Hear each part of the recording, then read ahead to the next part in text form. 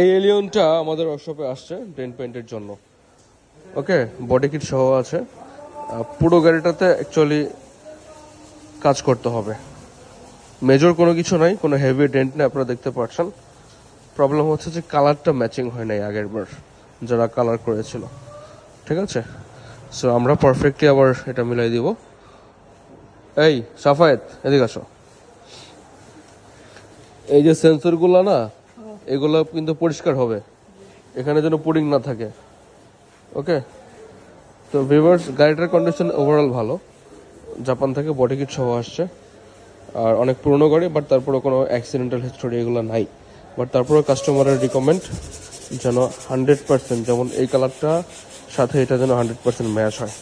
তো আমরা সেভাবেই কাজ করছি।